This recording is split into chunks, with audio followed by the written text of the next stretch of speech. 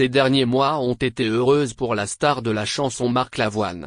L'interprète du célèbre titre Je ne veux qu'elle est arrivée dans le jury de La plus belle voix.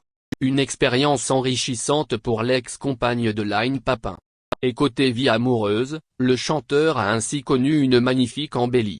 Après une longue histoire puis une séparation avec la décoratrice et styliste Sarah Poniatowski, le chanteur a retrouvé l'amour en 2016.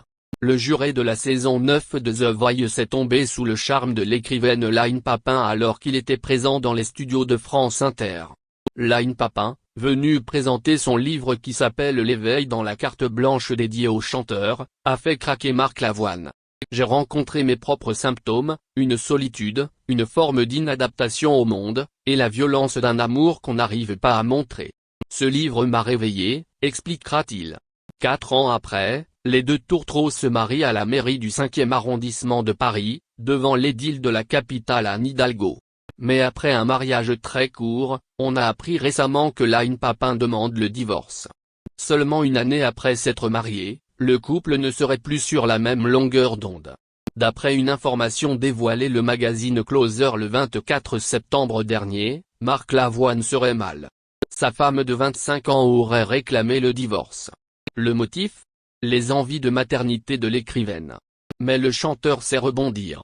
Il peut compter sur le soutien de ses fans dans cette période compliquée. Le 5 octobre, il a eu l'occasion de recevoir tout l'amour de son public car il se produit dans la salle mythique de l'Olympia. En raison de la situation sanitaire, les dates planifiées les 02 et 3 mars 2021 ont été décalées aux 05 et 6 octobre 2021.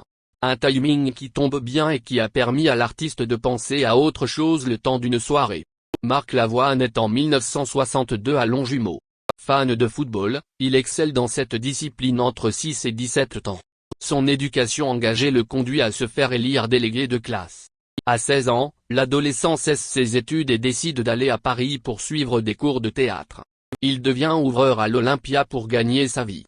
Il joue des rôles pour la télévision, en 1981, dans la série Pause Café en compagnie de Véronique Jeannot.